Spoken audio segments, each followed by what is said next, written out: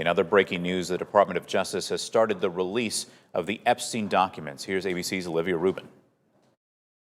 Today, a moment years in the making. The files on convicted sex offender Jeffrey Epstein released.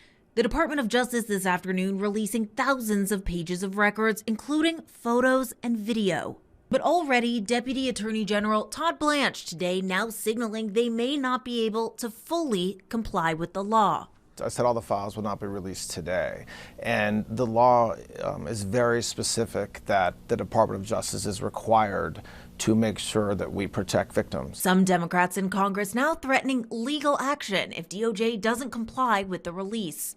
My concern is whether they are releasing the documents in good faith, even if it's piecemeal, or whether this is just more of the old documents being put out and a cover-up. The Epstein Files Transparency Act gave DOJ 30 days to release the full files. DOJ can withhold material depicting child sexual abuse or material that would jeopardize an active federal investigation. The Epstein files are separate from the dozens of photos and documents already released by House Democrats. Those were subpoenaed from the Epstein estate, including this image of Epstein surrounded by young women, their faces redacted. The images released without any context explaining the circumstances of the photos. And these photos of President Trump, a longtime friend of Epstein. After Epstein's arrest in 2019, Trump saying the two hadn't spoken in more than a decade after a falling out. Blanche now says there are no orders to redact any mentions of the president in the DOJ release. Assuming it's consistent with the law, yes. So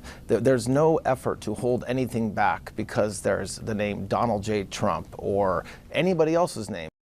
And this week, President Trump's chief of staff, Susie Wiles, telling Vanity Fair in an interview that President Trump is in the files, but that he is not, quote, doing anything awful. Olivia Rubin, ABC News, New York.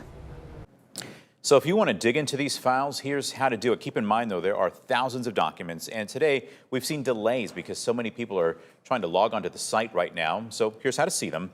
You can go to justice.gov/Epstein, and when you scroll down, you can search in the search bar or click on Go to Court Records. It'll take you to the unsealed filings everyone's been talking about.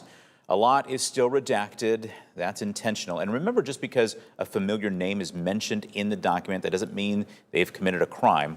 These documents are being scrubbed through as we speak. We'll bring you the most important information online and on air. You can go to our website or download the News 8 Plus app for your latest information.